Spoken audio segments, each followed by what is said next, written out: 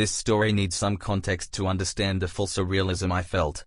I come from a fairly sheltered life from a very small, mostly apostolic Christian town. I'm not apostolic. Well, in about 8th grade my parents divorced and my mom moved to a slightly bigger city, and I started to make friends that weren't as peachy as I was used to. During my first house party the summer of 8th grade I met this guy named Punk Rock Rob. This is an aside, but he had a habit of slinging his dick out, which to this day dude had the biggest schlong I've ever seen. It was cartoonishly big. Fast forward a couple months and me and one of my friends were going to sneak over to a girl's house and stay the night. Well, her parents caught us sneaking in and of course kicked us out.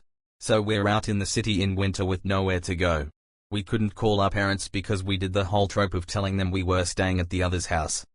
It was about that time that we remembered Punk Rock Rob, who was quite a bit older, worked at the Jimmy John's down the road, so we go there and are going to ask for a ride home.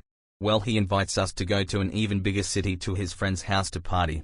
Remember, I'm from a small town, so the idea of going to the city was exciting. He proceeds to drive us into the ghetto to his friend's house, where I proceed to have the craziest night of my life.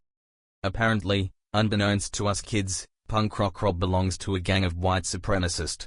This immediately made me uncomfortable, but I didn't have a choice but to go with it because Punk Rock Rob was our ride. We were stuck there. They proceed to make us drink more than I have ever drunk before or since that day. They are in the middle of the hood yell singing that song from American History X that the guy in the ice cream truck is singing. In the middle of the hood. I got chased around the hood with a taser that night. One of them stole my shoes. We pass out in this random house. When we wake up, Punk Rock Rob is gone.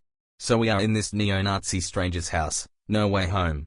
I was supposed to be home in a few hours to go with my family to get my picture with Santa. That should give you an idea of how sheltered I was versus what I just experienced. I thought I was going to have to call my very Christian mom to come pick us up from a neo-Nazi gang hangout in the middle of the hood. Luckily, one of our other friends who could drive agreed to come pick us up and that situation was avoided, but that was one of the most life-changing nights of my life in terms of how I perceived the world. Most terrible / surreal night of my life.